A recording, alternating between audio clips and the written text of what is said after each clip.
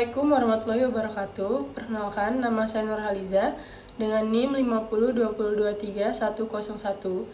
Di sini saya akan mempresentasikan hasil tugas makalah saya yang berjudul Kejahatan Seksual dan Kekerasan Seksual dalam Undang-Undang Tindak Pidana Kekerasan Seksual Undang-Undang Nomor 12 Tahun 2022 dengan mata kuliah Kapsul Hukum Pidana dan dosen pengampu Bapak Dr. Hasan Al-Mulkan, SHMH.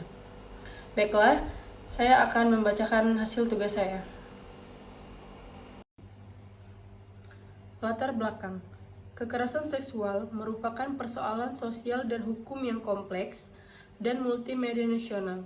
Tidak lagi dapat dilihat hanya sebagai tindak pidana yang menyimpang sebagai individu, melainkan sebagai masalah struktural yang berakar pada relasi kekuasaan, norma gender, dan kelemahan institusi perlindungan.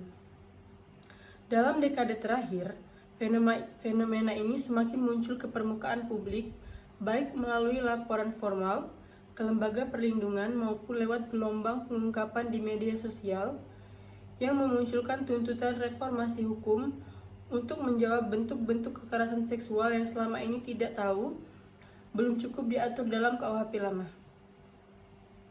Perubahan wacana publik itu menunjukkan perlunya payung hukum yang lebih komprehensif agar negara mampu menjangkau dan menangani ragam bentuk perbuatan yang berkonsekuensi seksual tanpa persetujuan. KUHP lama di Indonesia tradisionalnya berfokus pada delik-delik klasik seperti pemerkosaan dan perbuatan pencabulan dengan kriteria yang menonjolkan kontak fisik dan unsur paksaan fisik. Pendekatan tersebut meninggalkan celah hukum terhadap bentuk-bentuk kekerasan seksual non-fisik, misalnya pelecehan verbal, pemaksaan secara psikologis, serta kekerasan berbasis teknologi seperti penyebaran konten intim tanpa persetujuan. Akibatnya, banyak korban yang mengalami kerugian psikologis, sosial, dan ekonomi. Tidak menemukan jalan hukum yang jelas untuk mendapatkan restitusi, perlindungan, dan pemulihan. Literatur internasional juga menegakkan bahwa definisi yang sempit tentang kekerasan seksual menghambat respon hukum yang efektif terhadap bentuk-bentuk kekerasan modern. Rumusan masalah, yaitu yang pertama, bagaimana pengaturan kejahatan seksual dalam KUHP lama sebelum lahirnya Undang-Undang Tindak Pidana Kekerasan Seksual. Yang kedua, bagaimana bentuk dan ruang lingkup tindak pidana kekerasan seksual menurut Undang-Undang Nomor 12 Tahun 2022.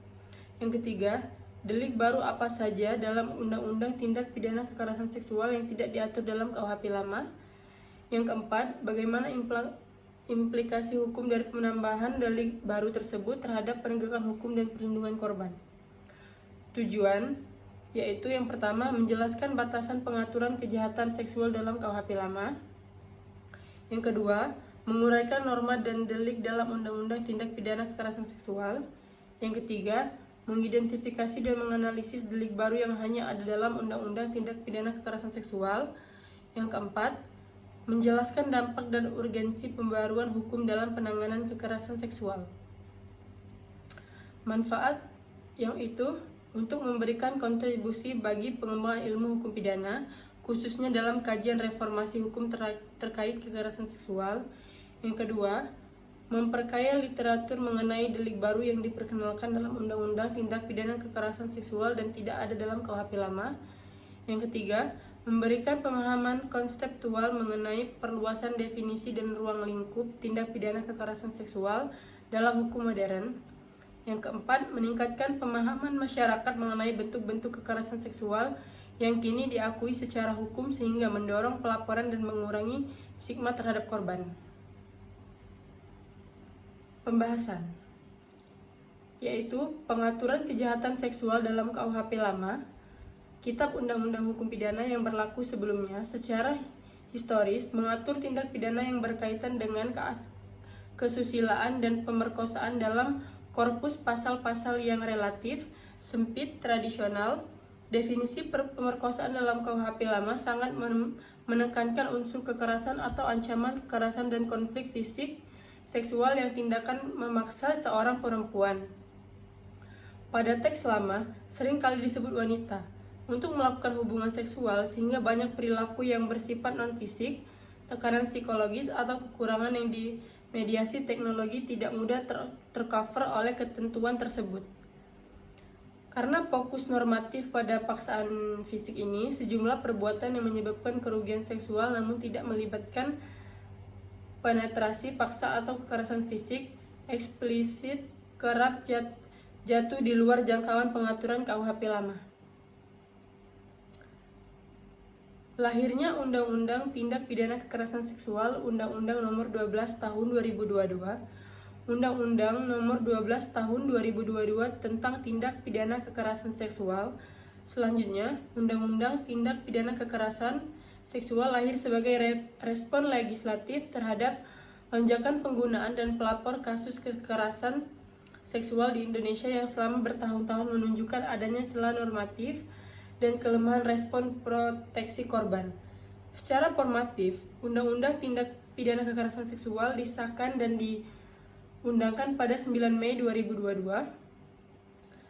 Naskah undang-undang beserta penjelasannya menegaskan tujuan pokok legislasi ini memberikan perlindungan hukum yang komprehensif kepada korban, memperluas tipologi tindak pidana yang dapat dipidana, serta menyediakan mekanisme pemulihan, restitusi, dan koordinasi antara lembaga-lembaga sebagai teks hukum primer.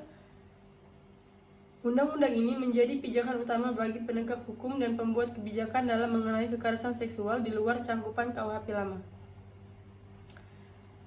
Baiklah, kesimpulan dari tindak pidana kekerasan seksual yaitu, secara keseluruhan, pembahasan dalam makalah ini menunjukkan bahwa Undang-Undang Nomor 12 Tahun 2022 tentang tindak pidana kekerasan seksual merupakan langkah penting dalam pembaruan hukum pidana di Indonesia.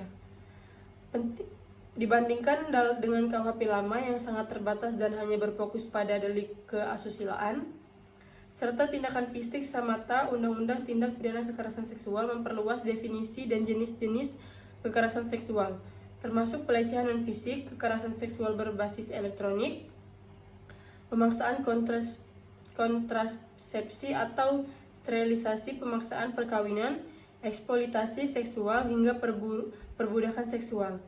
Penambahan delik baru ini tidak hanya menutup kekosongan norma, tetapi juga memberikan perlindungan hukum yang lebih jelas dan komprehensif bagi korban yang selama ini tidak mendapatkan akses keadilan.